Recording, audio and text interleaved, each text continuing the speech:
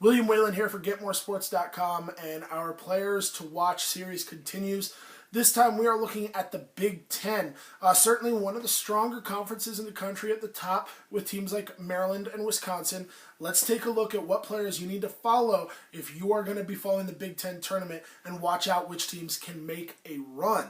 I want to start out with the Maryland Terrapins. I want to start out with Jake Layman, third team All-Big 12, certainly the third leading scorer for Maryland. His consistency fell off a bit as the year went on. I want to see him pick things up. When he attacks the rim, specifically along the baseline, he is a gifted enough passer to find shooters in the opposite corner. He's a gifted enough passer to find cutters down the middle, and he's certainly athletic and skilled enough to finish at the rim. I want to see him penetrate to the basket a little bit more. I'd like to see him knock down some jumpers, get involved in the rebounding game. Obviously, he's athletic. He's skilled. You pull down a defensive rebound, push the break, big fella.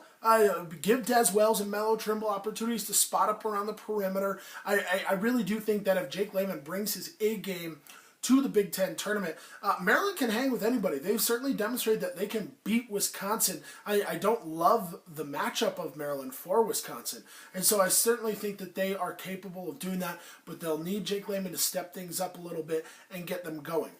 I also want to look at Michigan State and guard Travis Trice, one of the best guards in the Big Ten. Certainly had a big year, was voted the team MVP for the Spartans and Coach Tom Izzo. When he is being his best, he's electric. Bar none, he's electric. He can make things happen off the bounce, getting to the rim and creating for others. He's certainly gifted as a threat from beyond the arc.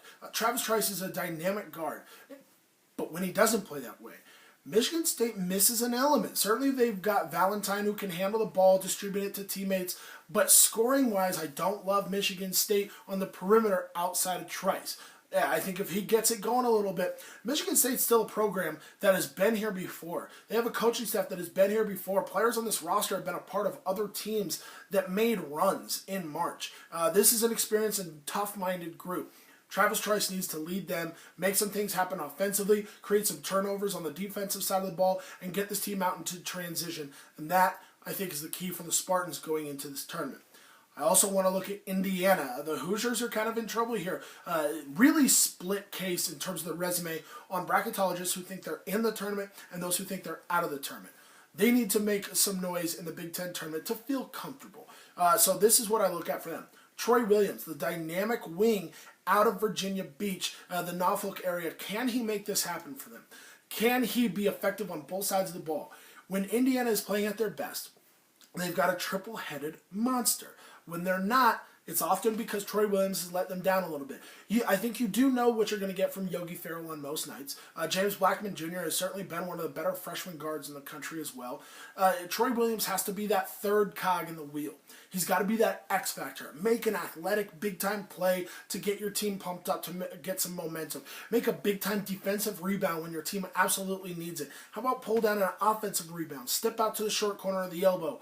Knock down a jumper. And get the other team's wings in foul trouble. These are all things that Troy Williams is capable of doing, and I'd watch out for him. If he can do it, I still think Indiana can go on a little mini run here.